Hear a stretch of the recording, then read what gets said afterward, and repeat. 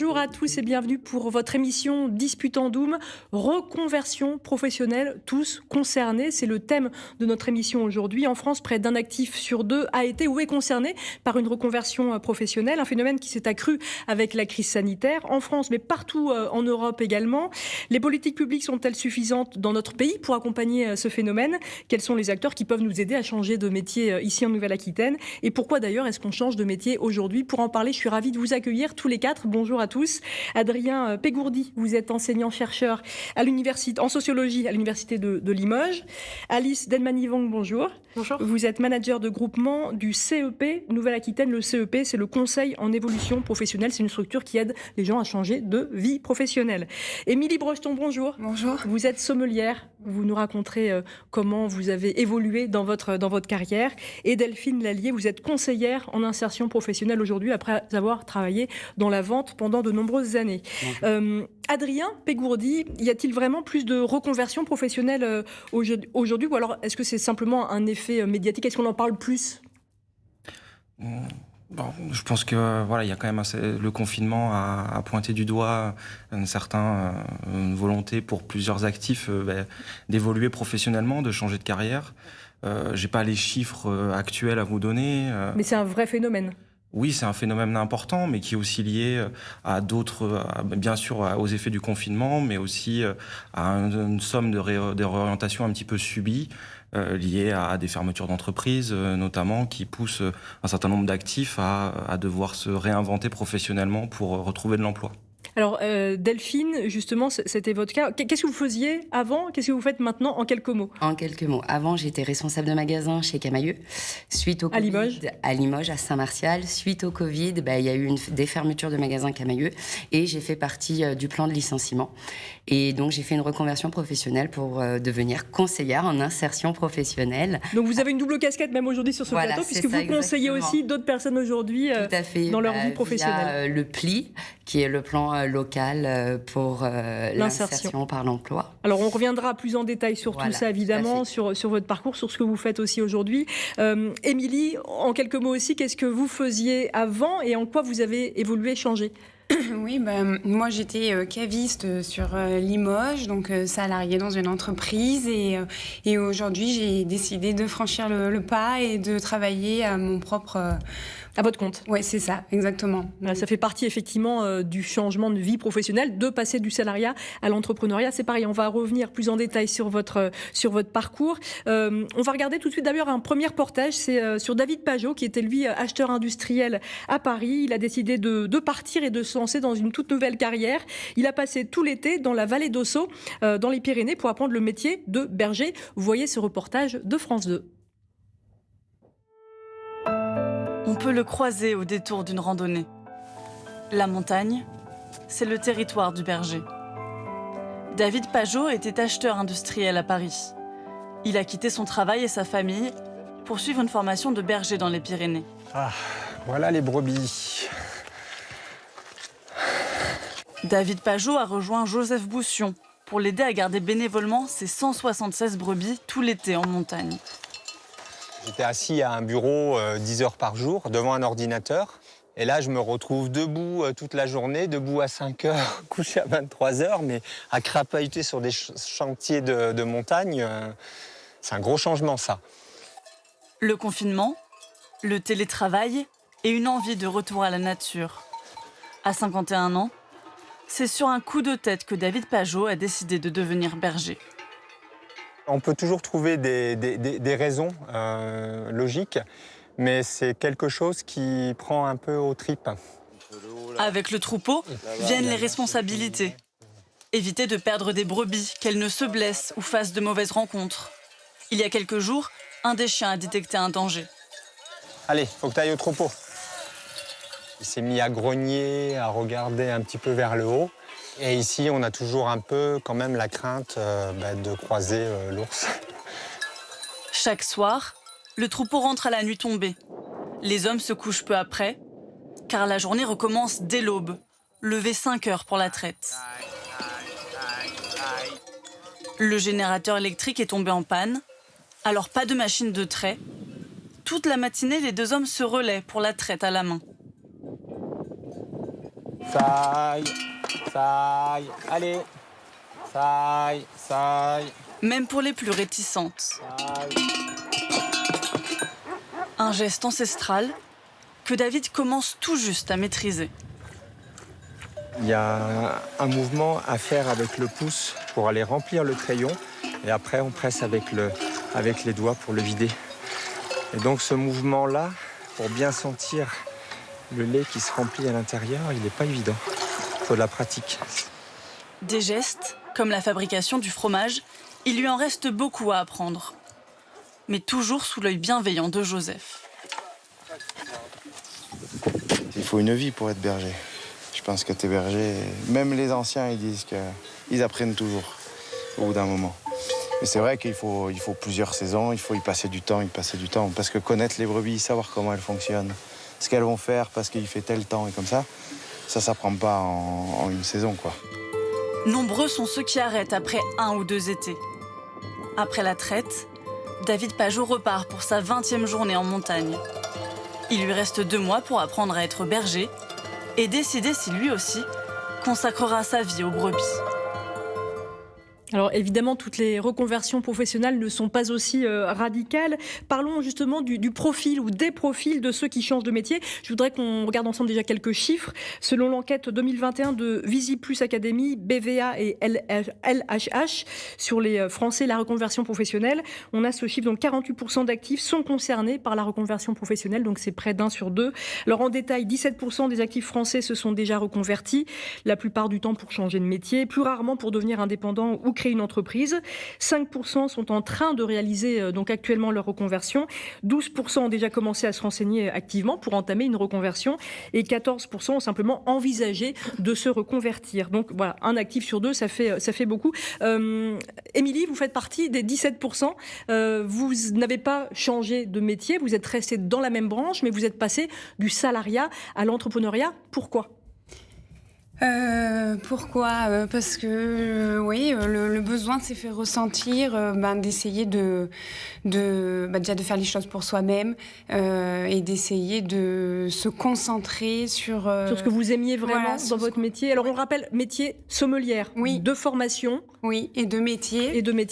Donc c'est vrai que j'ai commencé par la restauration, puisque sommelier, c'est souvent dans la restauration, pendant 10 ans. Et 7 ans ici en tant que caviste à Limoges. Et aujourd'hui, je change. Donc on va dire que c'est assez cyclique. Au final, chez moi, j'ai besoin de trouver de nouveaux challenges et de nouveaux objectifs. Votre premier métier, dans la restauration étoilée, je crois, vous avez bougé en plus. Il y a eu une mobilité géographique. C'est ça, oui, tout à fait. Ouais, j'ai commencé sur la partie sud de la France, la Méditerranée. Je suis partie sur Londres et je suis revenue ici. Donc c'est vrai que j'ai toujours cette bougeotte qui est là. Et ce goût du challenge, vous disiez. Oui, toujours, oui. C'est vrai que petit à petit, sur des projets, je les porte tellement à cœur que, eh bien, des fois, on a envie de pousser une autre porte. Et là, celle-ci, elle est aujourd'hui pour moi. Je reste avec cette passion pour le vin, mais que je vais travailler différemment. Qu'est-ce que vous faites exactement aujourd'hui, à votre compte ? Alors, à mon compte, aujourd'hui, j'organise des ateliers et des soirées dégustation d'œnologie, donc sur le vin et les spiritueux. Donc, on va dire que j'ai consacré vraiment mon activité sur du partage, de l'échange autour de ce que j'apprécie le plus, donc le vin et le reste. Le fait d'être salarié, c'était aussi un frein à un moment ? Oui, un frein forcément parce que il y a des objectifs et des choses à respecter et on a un patron effectivement. Voilà, c'est ça. Donc ça fait partie du contrat, c'est normal, on l'accepte. Mais c'est vrai qu'après aujourd'hui, je peux référencer mes propres produits, recréer le lien avec les vignerons, la terre, aller au plus proche de ce qui me fait vibrer et surtout de pouvoir le retranscrire au plus juste avec ma clientèle. Et il y a que en ayant ce rapport avec les vignerons qu'on peut le retransmettre derrière. Adrien Pégourdi, pourquoi aujourd'hui, dans quel grand cas de figure est-ce qu'on change de métier ? Il y a, comme Émilie le soulignait, voilà, exactement, une volonté très souvent, finalement, d'accéder à l'indépendance, c'est-à-dire au fait d'être son propre patron. On remarque qu'il y a beaucoup de transitions professionnelles vers les métiers de l'agriculture, du commerce, de l'artisanat, qui sont des métiers qui permettent d'être à son compte. Ce qu'on peut observer, c'est que finalement, derrière tout ça, il y a aussi une remise en cause peut-être du monde du travail actuel, ou en tout cas des évolutions récentes du monde du travail, avec un poids du management très présent, des objectifs de plus en plus difficiles à atteindre. Je parle dans le cas des peut-être plus grandes entreprises, des évaluations constantes aussi, une pression mise sur les salariés qu'on observe avec l'augmentation du nombre de burn-out par exemple, et qui pousse beaucoup de salariés à vouloir tenter leur chance, être leur propre patron pour sortir de cette structure qui peut certaines fois les étouffer. Il y a aussi la volonté de s'épanouir, liée ou pas au management, mais c'est une volonté parfois de retrouver du sens dans un métier. Alors oui, effectivement, il y a cette volonté. On peut aussi, et là pour le coup c'est peut-être plus un effet du confinement, qui a vraiment mis la focale sur la perte de sens de certains métiers. Il y a notamment un anthropologue américain qui s'appelle David Graeber, qui est décédé il y a peu, qui a travaillé lui sur ce qu'il a appelé les bullshit jobs, c'est-à-dire, qu'est-ce qu'il voulait dire par là ? C'est-à-dire des métiers que lui définit comme un peu en trop, en fait, qui ne participeraient pas directement à l'effort productif et à la production, et dont on pourrait peut-être éventuellement se passer. Et le confinement a peut-être montré à certains que leur métier n'était peut-être pas aussi capital que d'autres métiers. Ouais. Alors on reviendra évidemment sur les effets du confinement qui a été important. Au-delà de ça, il y a aussi des questions de santé, Alice. On change de métier parfois parce qu'on exerce un métier où il y a une vraie pénibilité et qu'à 50 ans, on ne peut plus l'exercer ? Oui, tout à fait. Alors 50 ans, ou parfois même, ça peut être avant, parce qu'on détecte une allergie qui n'était pas prévue chez les boulangers, chez les coiffeuses, ça peut arriver. Donc c'est pas forcément une question d'âge, mais une question d'exposition à des facteurs de risque et à une certaine pénibilité, effectivement. Ce qui est certain, c'est que parfois, on se retrouve contraint de réfléchir à une reconversion parce qu'on ne peut plus exercer son métier.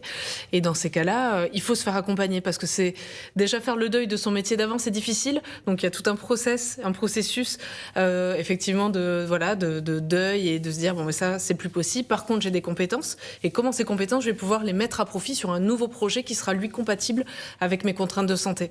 Et au-delà des problèmes de maladie, il y a aussi la question du burn-out que vous avez évoqué. Et effectivement, nous, au titre du service conseil en évolution professionnelle en Nouvelle-Aquitaine, on a accompagné aussi beaucoup de personnes qui venaient vers nous parce qu'elles se sentaient en souffrance au travail.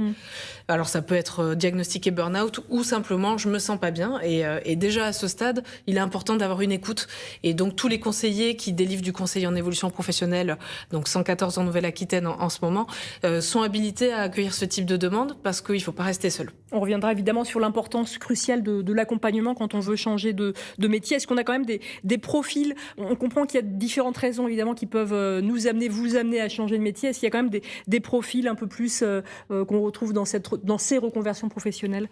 Alors, on reste sur une typologie classique de personnes qui se font accompagner, c'est-à-dire beaucoup plus de femmes que d'hommes, plutôt une tranche 25-45 ans. Ça a été la majorité du public qui est venu vers nous l'année dernière, donc plus de 10 000 personnes en 2020 et plus de près de 14 000 en 2021.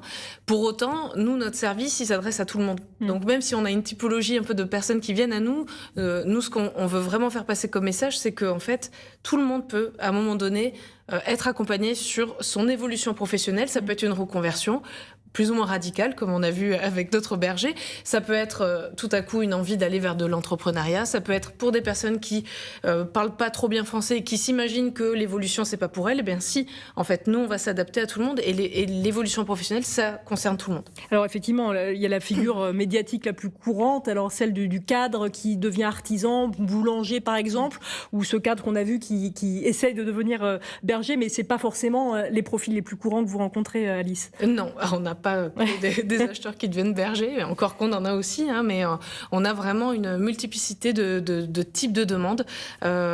Et pour faire écho à ce que vous disiez, cette crise du Covid, elle a eu un impact fort, bien sûr, sur la quête de sens, évidemment. Et la majorité des personnes qui sont venues à nous sur 2020 et sur 2021, ce sont des personnes qui travaillaient dans le commerce, directement exposés. Quand nous étions confinés, mais il y avait des gens qui étaient là pour mettre en rayon, pour qu'on puisse venir faire nos courses.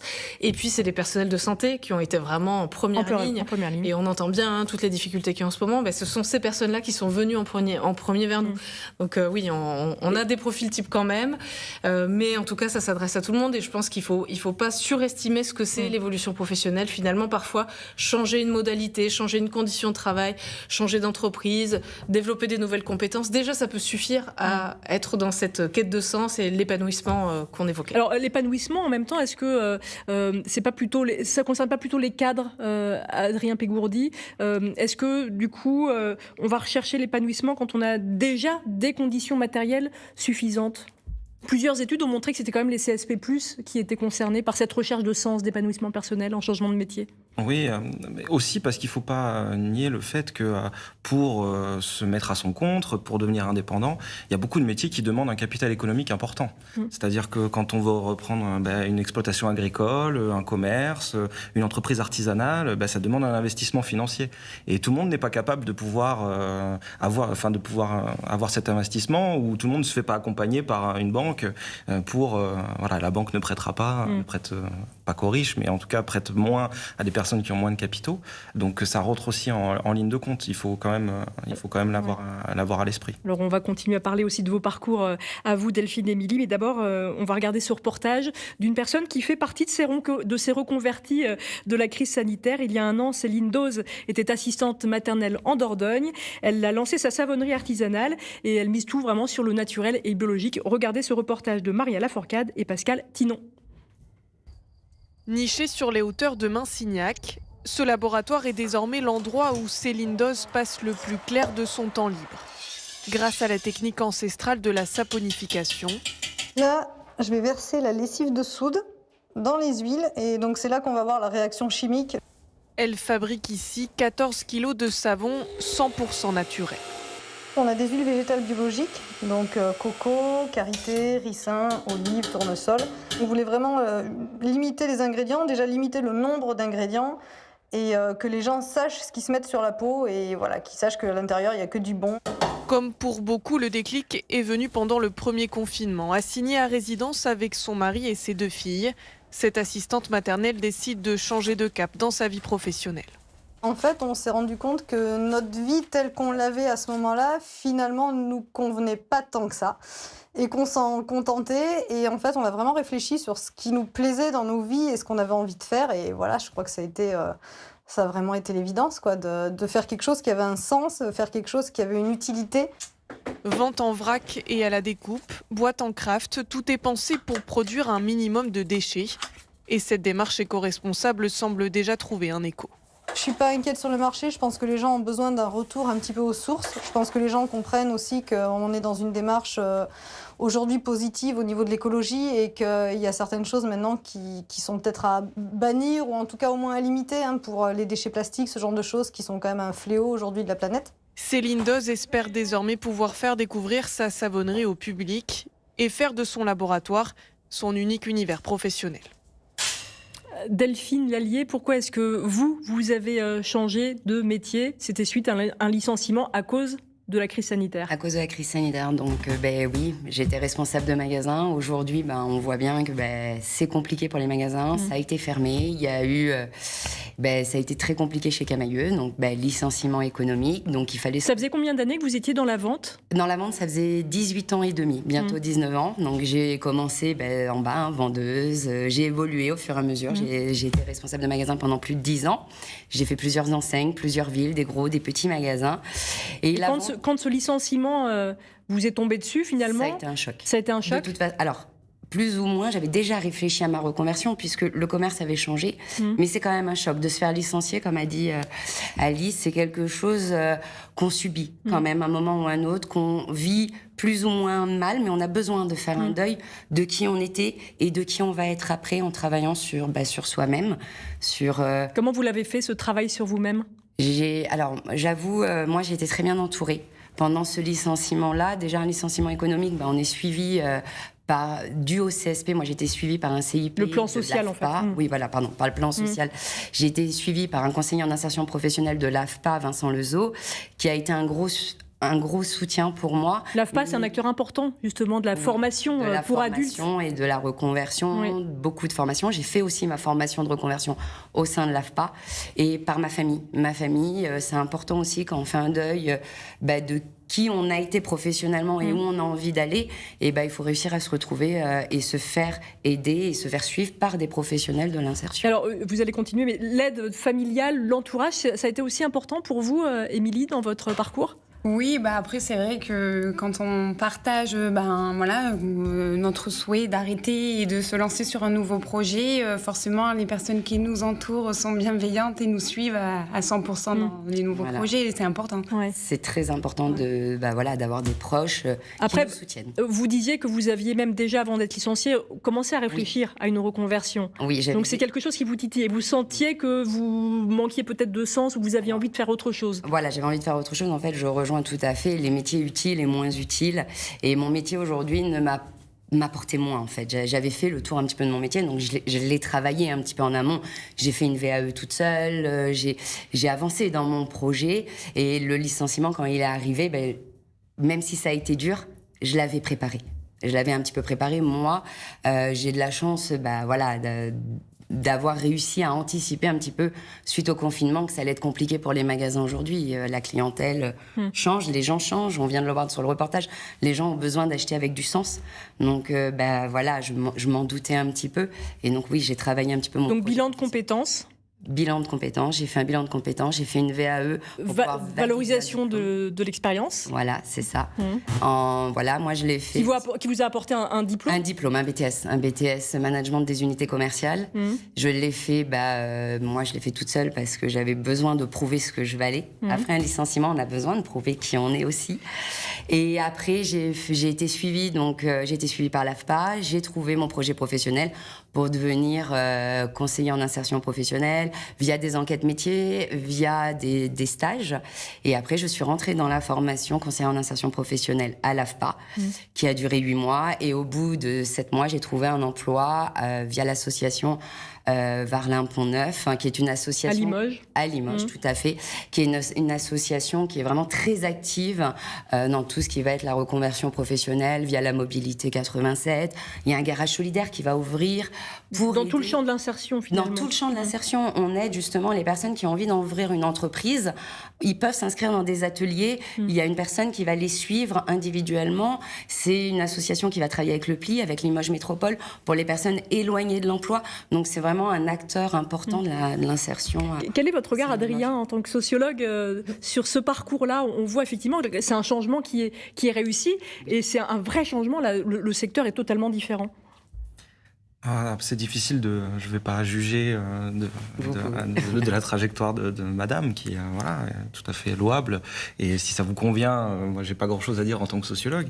Peut-être si ce que j'ajouterais, c'est peut-être ce que vous décrivez dans le mécanisme d'accompagnement à l'insertion, etc. Peut-être ce que j'ai pas eu le temps de dire tout à l'heure, c'est que l'indépendance, le fait d'être son propre patron, il faut faire attention parce que ça peut être un piège aussi. C'est un piège parce que le système de protection sociale français est basé sur le salariat. Et quand on quitte le salariat pour être à son compte, on prend une forme de risque professionnel et on se prive en quelque sorte d'un certain nombre de protections, d'où la nécessité d'être bien accompagné. Voilà. C'est ça. Sur Limoges, il y a plein d'acteurs qui travaillent justement sur l'accompagnement. Je ne sais pas comment... Vous avez été accompagnée de quelle façon, Émilie ? Oui, moi j'ai pris contact avec un conseiller en évolution professionnelle pour pouvoir justement un petit peu assurer ses arrières et aborder la création d'entreprise avec plus de sérénité. Donc c'est vrai j'ai fait appel au CEP, j'ai une conseillère qui m'a aidée et qui d'abord m'a écoutée. C'est important ça, l'écoute.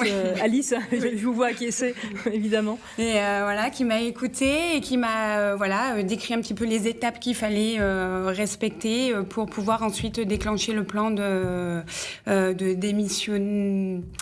Du dispositif démissionnaire. Merci. du dispositif démissionnaire pour pouvoir ensuite... vous lancer vraiment dans la création. C'est ça, oui, tout à fait. Ouais. Donc vous avez assuré vos arrières finalement. Un petit peu, oui. Bon, on est forcément un peu obligé parce que forcément, quand on quitte un travail, on se retrouve du jour au lendemain sans rien et on a aussi la famille à côté.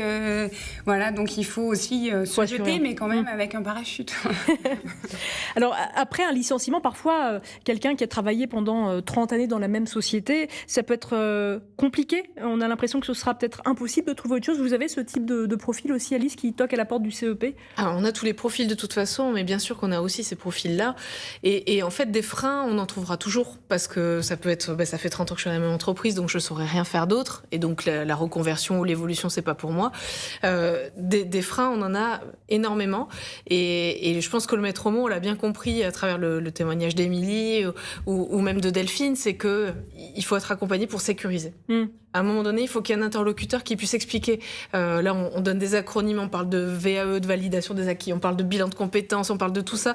C'est compliqué de s'y retrouver. Nous, on est dans le métier, n'est-ce pas, Delphine? Donc, on sait, mais... Très honnêtement, c'est compliqué. Et le conseil en évolution professionnelle, c'est cette première porte d'entrée. À un moment donné, je me pose des questions, j'appelle mon CEP, comme l'a fait Émilie, et on a une conseillère attitrée référente, ou un conseiller, ça marche aussi, qui va pouvoir expliquer tout ça. En fait, à un moment donné, on pose les choses et on donne un rythme, on donne un cadencement, on explique, attention, il faut mettre des garde-fous, surtout sur de la création, comme vous l'évoquiez. Il y aura peut-être des éléments financiers à prendre en compte, il y a l'entourage qui va être impacté, enfin, ça touche tout ça. Donc, à un moment donné, il y a un ordre à respecter, il y a des étapes, et c'est pas mal d'avoir un conseiller qui est là en appui, qui apporte cette écoute et aussi cette structuration. Mais après, c'est chacun qui va s'en saisir et qui va être acteur de son propre projet professionnel. Le conseiller ne fera pas à la place. Mais il sera là pour sécuriser et pour permettre de pas se lancer à tort et à travers dans des projets qui peut-être fonctionneront. Et parce que parfois, entre l'idée qu'on peut avoir d'un nouveau métier, qu'on peut idéaliser un petit peu, et la réalité, il peut y avoir un fossé. Et vous êtes là, effectivement. Delphine l'a très bien décrit. Elle a fait des enquêtes métiers, elle avait l'idée de conseiller en insertion, mais oui, on peut lire des fiches métiers, on peut regarder des vidéos, on se dit ça a l'air intéressant. Mais en fait, le mieux, c'est quand même d'aller interroger des professionnels. Interroger les professionnels. Et c'est là le but dans sa reconversion, d'être soutenu par un professionnel pour pouvoir vraiment avoir ce cadre et avancer dans le bon rythme.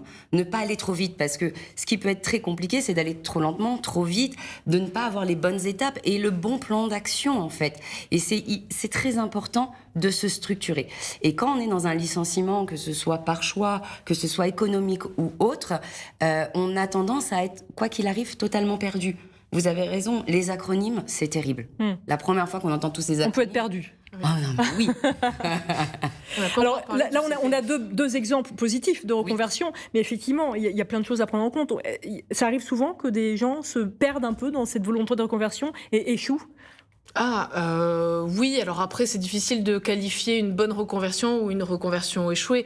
Je suis pas sûre qu'on puisse dire qu'une reconversion puisse être échouée. Si elle aboutit pas, c'est que probablement les conditions étaient pas réunies pour que ça fonctionne.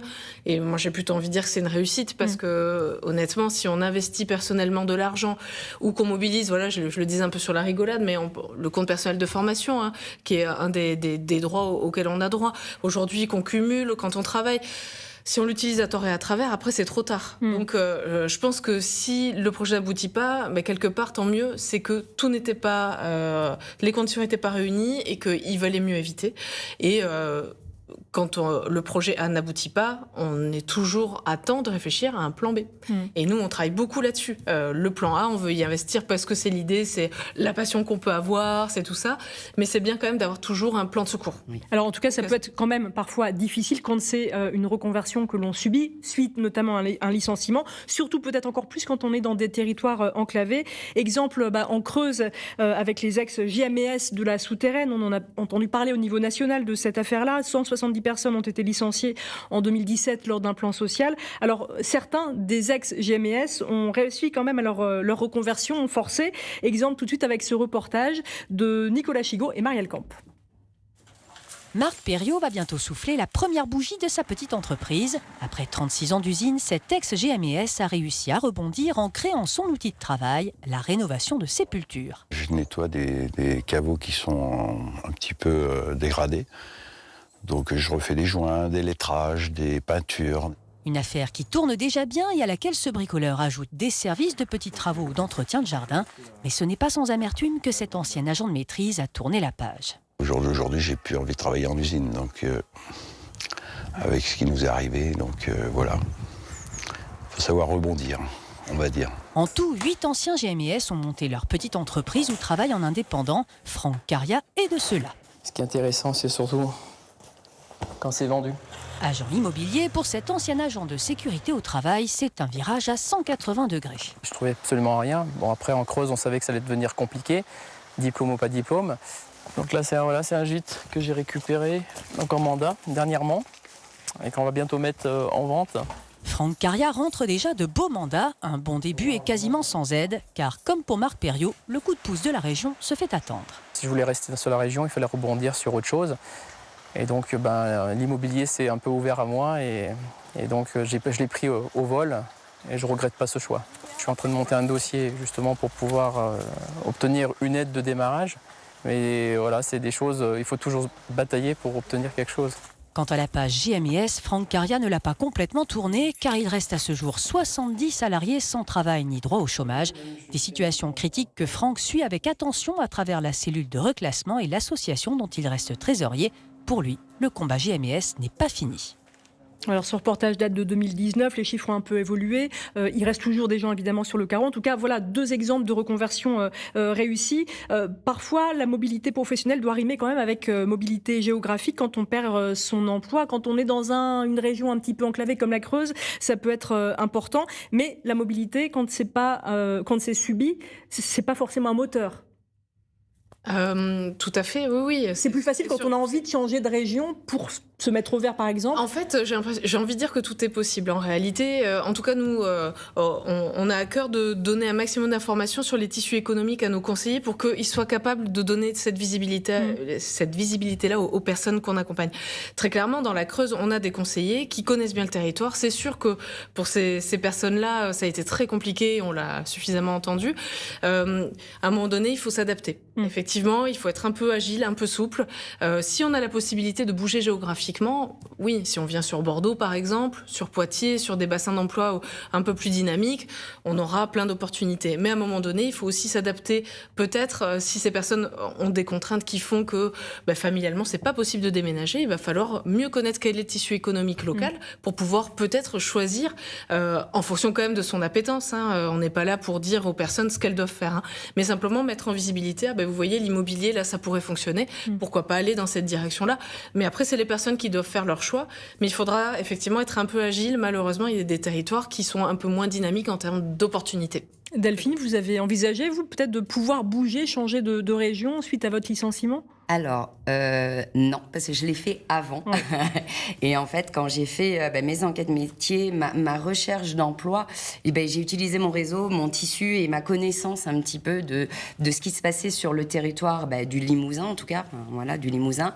Et c'est là où je savais que le métier de CIP a aujourd'hui recruté, puisque le métier de conseiller en insertion professionnelle, c'est un métier, on en a besoin aujourd'hui, comme on a pu le dire par rapport à la crise qu'il y a eu, par rapport à notre société qui est en train de changer, aux métiers qui sont en train de changer aujourd'hui. Tout change un peu.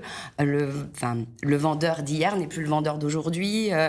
Le vendeur de vin n'est plus le même vendeur de vin. Je pense que notre société est en train de changer. Alors, effectivement, et là vous me lancez sur quelque chose d'intéressant. Notre société change. Aujourd'hui, alors, le Forum économique mondial prédit la fin des carrières linéaires. Un enfant qui est en maternelle aujourd'hui connaîtrait en moyenne 9 métiers différents au cours de sa vie.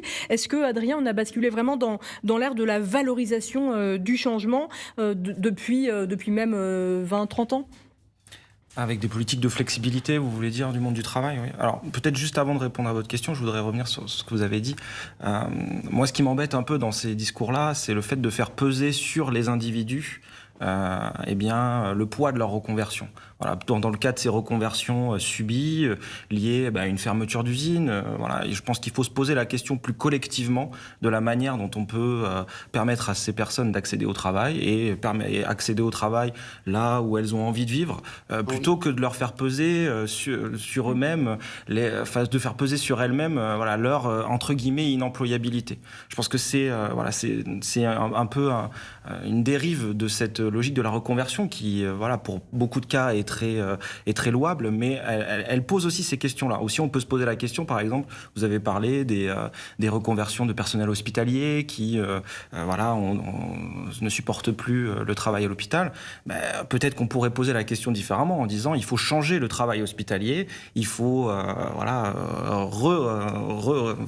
retravailler et réformer le travail de l'intérieur pour que les personnes ne soient pas contraintes de partir. Alors ça, c'est une question effectivement essentielle, et c'est en ça que je vous disais, est-ce qu'il y a une injonction au changement ? Je voudrais juste laisser réagir Delphine sur ce que vous disiez. Nous, on n'a pas dit qu'on faisait subir le fait que la personne doit déménager ou autre. Je suis pas du tout d'accord. On a juste dit qu'on travaillait sur un territoire et qu'on adaptait par rapport à la demande de la personne sa mobilité ou pas. Si la personne n'a pas envie de partir ou de partir dans tel métier ou autre, le rôle d'un conseiller en insertion professionnelle, c'est de l'entendre et d'avancer avec la personne dans ce qu'il a envie de faire, dans ce qu'il ressent, à travers des enquêtes métiers, une recherche d'emploi. On ne fait pas subir. Le but de notre métier, c'est l'opposé de ça. Et c'est pour ça qu'on parlait justement de plan, comment on avance doucement, être encadré d'un professionnel, c'est ça en fait. Et bien sûr, ça serait l'idéal si justement dans les hôpitaux, on n'avait pas ces personnes qui ont envie de partir parce qu'aujourd'hui, elles sont plus très bien. Le but du jeu, bien sûr, c'est de pouvoir aussi aménager leur travail, leur façon d'être, comment réussir à évoluer dans son travail. Ça, moi, je suis d'accord avec vous. Il y a un principe de réalité aussi. Il y a un principe de réalité. Si les emplois n'existent pas sur un territoire, il va bien falloir s'adapter aussi. C'était plutôt ça notre discours. J'ai quelqu'un qui veut devenir pêcheur à Limoges, ça va être compliqué. Non, mais je pense qu'en termes de politique publique, si je réagis aussi comme ça, c'est pas par rapport à ce que vous avez dit, c'est que les GMS, ça a réveillé, c'était les mots d'Emmanuel Macron. Alors je sais pas s'il était en campagne ou s'il était déjà élu, qui leur avait enjoint d'être mobile pour accéder à un emploi.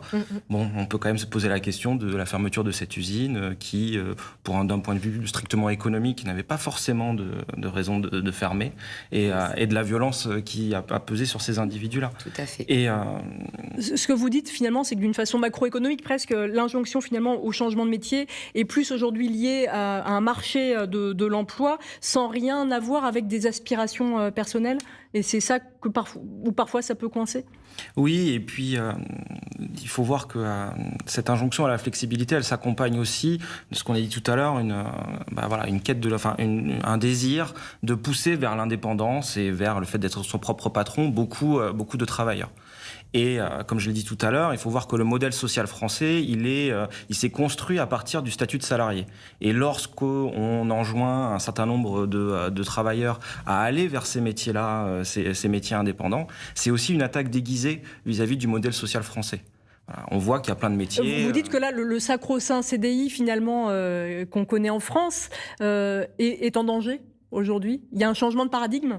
Je ne dis pas que le CDI, c'est sûr qu'il y a une politique de flexibilisation du marché du travail qui a été mise en place en France, progressivement, peut-être même encore plus violemment sous la présidence d'Emmanuel Macron que sur les présidences précédentes, même s'il y avait une tendance de fond, mais que c'est une tendance qu'on retrouve en Allemagne, qu'on retrouve au Royaume-Uni, qu'on retrouve dans les autres pays européens. Qu'on retrouve même plus dans d'autres pays comme la Suède ou l'Autriche, qui sont habitués beaucoup plus que chez nous à changer de métier finalement. Alors, est-ce que c'est parce que aussi qu'il y a plus d'aides qui sont mises en place ? Est-ce que, selon vous, il y a un modèle là à aller chercher ou attention à ce modèle suédois, par exemple ?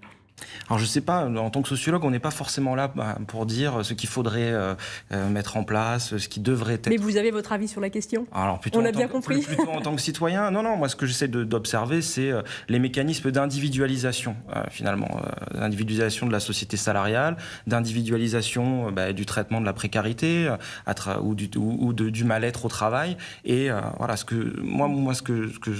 que j'ai en tête, c'est l'idée de se dire, s'il y a du mal-être au travail, par exemple, à l'hôpital, on pourrait aussi avoir un questionnement de fond qui est d'avoir avec les partenaires sociaux une refondation du travail à l'hôpital, plutôt que d'accompagner des individus qui ne se retrouvent plus dans ce travail-là. Voilà, j'ai envie de changer la focale, en fait. Est-ce qu'il y a une volonté aussi par les acteurs de l'accompagnement dans le changement de métier à essayer de flécher des personnes qui sont par exemple au chômage vers des métiers en tension ou qui ont besoin de recruter ? Alors, nous, on accompagne des salariés et des indépendants au titre du CEP, donc je ne parlerai pas des demandeurs d'emploi.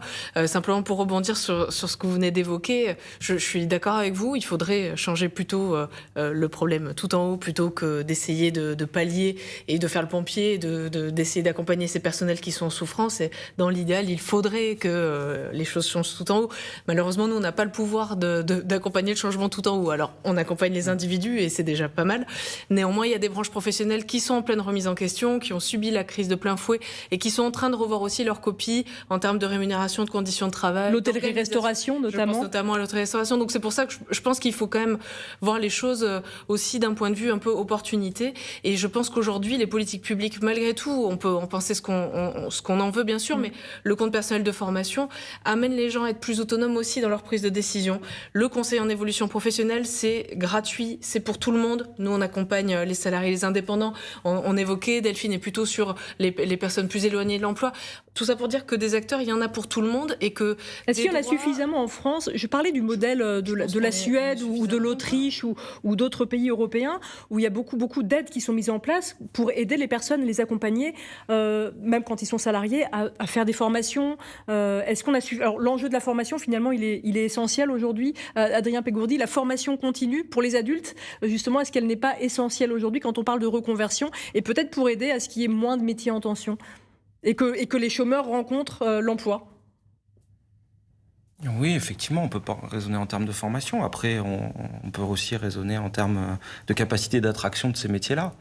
Si on parle des métiers de la restauration, je crois que c'est, peut-être vous saurez mieux que moi, c'est 4-5%, je crois, les augmentations de salaire qui vont être négociées. Bon, je travaille un peu sur ce thème-là.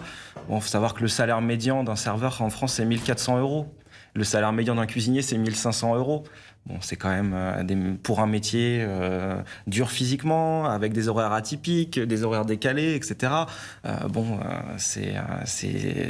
On comprend aussi pourquoi il y a des difficultés. Je pense qu'il faut aussi peut-être... Mais est-ce que tous les secteurs en tension aujourd'hui sont en tension parce que mal rémunérés? Je pense aux métiers de l'industrie, par exemple, ou peut-être que c'est un petit peu différent des métiers de la restauration? Est-ce que, je ne veux pas vous dire des bêtises, je ne veux pas vous dire que les métiers de l'industrie sont... Ce qu'on observe dans les métiers de l'industrie et en sociologie du travail, c'est de montrer comment dans un certain nombre de grandes entreprises, il y a ce qu'on appelle un secteur primaire et un secteur secondaire du travail. C'est-à-dire qu'on va avoir un certain nombre de salariés qui vont avoir un CDI, des bonnes protections sociales, le comité d'entreprise, etc. et qui vont être un volet stable finalement de l'entreprise, et tout un volet finalement de travailleurs, soit intérimaires, soit en CDD, etc., qui sont là pour absorber la variabilité de l'activité. On peut se dire que peut-être qu'en stabilisant ces précaires-là, ça serait déjà un pas vers... Alors les précaires, justement, est-ce qu'ils vont frapper à vos portes, notamment au CEP, tous ceux qui sont en intérim, en CDD, qui ont des contrats à durée déterminée, des contrats précaires? Est-ce qu'eux aussi sont dans cette volonté parfois de se reconvertir? Ah oui, et puis ils ont autant de droits que les autres salariés au final. Ça, c'est important de le dire parce qu'on ne le sait pas forcément. Tout à fait. Et nous, on fait tout un travail de communication auprès des agences de travail temporaire pour leur rappeler, parce que ça existe depuis 2015, le CEP, que les intérimaires ont la possibilité d'être accompagnés, tout comme les personnes en CDD. Tous les actifs, en fait, ont la possibilité d'être accompagnés. Donc, il n'y a pas de problème là-dessus. Et ils ont des droits, alors avec des critères d'ancienneté pour accéder à certains dispositifs qui sont différents, mais ils ont tout autant de droits que les autres. Mais pour rebondir sur ce que vous disiez, je pense qu'effectivement, il y a aussi une méconnaissance et des représentations encore un peu trop négatives de certains secteurs qui ont vraiment vraiment beaucoup changé. L'industrie, la métallurgie, ce sont des secteurs qui ont tellement avancé et tout ce qu'on pouvait s'imaginer de pénibilité, on en est quand même loin aujourd'hui. Donc il y a un vrai travail aussi de ces branches-là et ça peut passer aussi par des conseillers. Est-ce que vous donnez des idées à des gens qui viennent vous voir un peu perdus, qui veulent changer mais sans trop savoir quoi faire? Alors nous, vous leur donnez des idées? Bien sûr, on peut les éclairer sur le marché de l'emploi sur votre territoire, c'est celui-ci. Il y a de l'emploi dans l'industrie. Après, on va pas leur dire il faut y aller, mais par contre, on sera en appui. Si ces personnes souhaitent aller voir de plus près ce que c'est, nous, on est en lien avec les entreprises du territoire, avec les branches professionnelles, etc., pour faciliter justement ces transitions, ces découvertes métiers, les enquêtes, tout ce qu'on a évoqué dans le process de définition d'un nouveau projet professionnel. Et je pense qu'effectivement, il y a quand même des secteurs qui manquent de notoriété et qui ont des représentations un peu négatives à leur encontre et qui, pour autant, ont quand même avancé, ont fait changer beaucoup de choses. Il y a encore du chemin, bien sûr, vous avez raison, hein. Il ne faut pas l'oublier, hein. Mais je pense qu'il y a quand même du chemin qui a été parcouru, mais le temps de faire savoir ça au public, il y a un petit peu de temps. Donc c'est aussi notre rôle de les accompagner à mieux s'informer sur ces métiers-là qui sont effectivement très porteurs d'emploi. Alors, on va regarder un dernier reportage ensemble. De la table à dessin à la culture de légumes, Hélène a choisi de changer de métier, elle aussi. Elle était donc dessinatrice dans un cabinet d'architecture.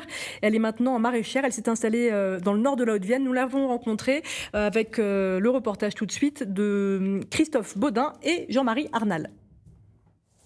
Cultiver la terre et donner un nouveau souffle, un nouveau sens à son existence, c'est le choix d'Hélène après 12 ans passés dans un cabinet d'architecture. Moi, je voulais plus de patron quand j'ai arrêté. C'est fini, je veux plus de patron. Aujourd'hui, j'ai le grand patron au-dessus de moi, quoi. En fait, c'est vraiment lui qui dirige notre métier, quoi. C'est la météo, il n'y a pas photo, quoi. Je me lève le matin, moi je regarde. Au début, quand j'ai commencé la saison, je regardais 3 fois par jour la météo, quoi.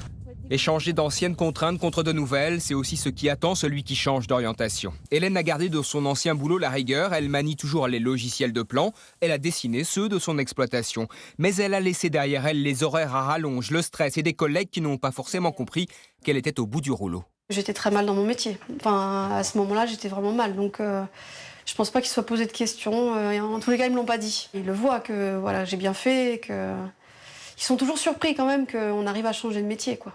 Surtout le métier d'archi, enfin le métier dans le bâtiment, dans l'architecture, pour les gens, c'est un beau métier et ça fait rêver. Le patron, les collègues ont été déroutés, mais le plus compliqué, ça a été avec la famille. Je sais que mon grand-père a pas bien compris, parce que pour cette génération-là, le retour à la terre, c'est plutôt péjoratif. Quand on a fait des diplômes, quand on a eu des diplômes, quand on a été à l'école, voilà, on demande mieux que la terre, quoi. Pour lui, c'était un retour en arrière. Un an après, son changement de cap professionnel est bien accepté par ses proches. Hélène est heureuse, c'est l'essentiel. Cela n'enlève rien à la rudesse du métier. Il y a des contraintes, hein, faut pas non plus se leurrer. Au départ, quand on démarre, on est un peu dans le pays des bisounours et la réalité nous rattrape quand même. Hein. Il y a des réalités économiques qu'il faut prendre en compte, quoi. Aujourd'hui, sans le salaire de son conjoint, la famille ne pourrait pas vivre car l'exploitation n'est pas encore rentable. L'argent de toute façon n'a jamais été sa motivation. Quand son salaire sera régulier, il ne sera jamais élevé. Le choix d'Hélène, c'est celui d'une autre vie. Alors Émilie, j'ai envie de vous faire réagir parce que là on aborde ce dont on a un petit peu parlé, passer à son compte, devenir son propre patron. Ça peut faire rêver effectivement parce qu'on gagne en liberté, en choix, mais finalement il y a d'autres contraintes. Oui, alors il y a d'autres contraintes. Après, c'est vrai que après je parle pour mon cas, mais c'est vrai que quand je décide, que je m'impose un nouveau challenge, je vois toujours le côté positif et le côté négatif, je le verrai si un jour il arrive et j'aviserai à ce moment-là. Donc c'est vrai que je me suis pas trop posé la question. Au final, j'ai vraiment envie de faire ce que j'ai envie, comme je veux. Bien évidemment, on pèse forcément un petit peu au départ parce qu'il faut le prendre en compte, il faut pas être surpris, avoir la mauvaise surprise, mais je suis vraiment plutôt optimiste dans tout ce que j'entreprends et pour rebondir un peu sur la dernière chose tout à l'heure sur la restauration, Ça a besoin d'évoluer, c'est en train d'évoluer, mais après c'est vrai qu'il faut aussi arrêter de rendre négatif ces métiers-là. Je le connais très bien, je l'ai choisi quand j'étais jeune, et ce sont des beaux métiers, que ce soit cuisinier, pâtissier ou même serveur. Il y a des possibilités d'évoluer, de voyager et de voir de belles choses. Il y a le côté un petit peu qui est en train d'évoluer, mais c'est dans tous les métiers où on a un côté positif et un côté un peu négatif, et il n'y a pas un métier où c'est tout beau, tout rose, et j'espère que la restauration retrouvera, parce qu'il y a des jeunes qui sont motivés, qui ont envie de faire ce métier, mais c'est vrai que il faut aujourd'hui être accroché pour pouvoir venir en cuisine, parce qu'on leur dit que c'est difficile, et voilà. Et j'ai juste envie de dire que tous les métiers sont à un moment donné difficiles, il faut juste s'accrocher. Et oui, on vit pas, comme disait la maraîchère dans le reportage, attention, on n'est pas au pays des bisounours. C'est votre rôle aussi en tant qu'accompagnante, mesdames, de remettre parfois la tête sur les épaules de certaines personnes qui auraient tendance à idéaliser certaines choses. Voilà, et avoir des rêves un peu fous. On a besoin, quand on les accompagne, de pouvoir cadrer un petit peu les choses et vraiment leur faire connaître le métier et les possibilités qu'ils ont ou pas par rapport au marché de l'emploi. Oui. Il faut quand même, pour changer de métier, j'ai l'impression, avoir des compétences intrinsèques, c'est-à-dire le goût du challenge pour vous, Émilie, c'est important. Adrien, vous pensez, quand on change de métier, quand on a décidé, peut-être encore plus, plutôt que quand on le subit, mais quand on décide de changer de métier, il faut avoir certaines compétences, qualités? Alors certaines qualités, oui, je suppose qu'il faut avoir vraiment envie de faire ce nouveau métier-là. Ce qu'on peut voir, c'est que peut-être vers des reconversions vers des métiers de l'artisanat ou vers les métiers peut-être de la restauration, du commerce, etc. Ce qui souvent, ce qu'on observe, c'est des trajectoires de cadres ou d'ingénieurs qui vont vers ces métiers-là, qui sont plus à même de comprendre les désirs de la clientèle, de savoir que si on devient boulanger, par exemple, c'est mieux peut-être si on s'installe en centre-ville, de penser ses produits en bio, avec un retour à une boulangerie traditionnelle, etc. Donc ça suppose des proximités sociales avec la clientèle. Et donc c'est pour ça aussi souvent que on va avoir des reconversions plus réussies de personnes qui avaient des statuts de cadre auparavant.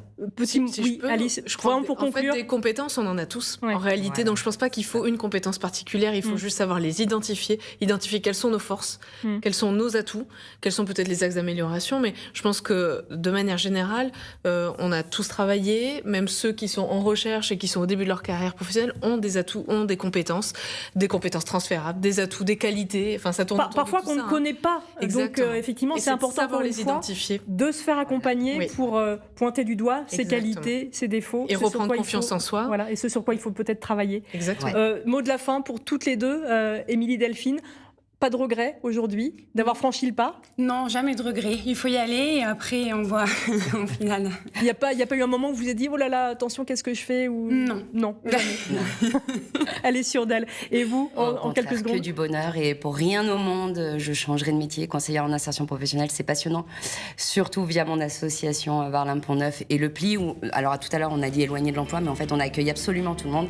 Et voilà, via Limoges Métropole, vous pouvez trouver on mettra tout ça aussi sur le site internet, on pourra de France TV, où on pourra évidemment revoir cette émission. Merci à tous les quatre, et merci à vous de nous avoir regardés. On se retrouve très vite pour un prochain Dispute en Doom. Très bonne fin de journée à tous. Merci.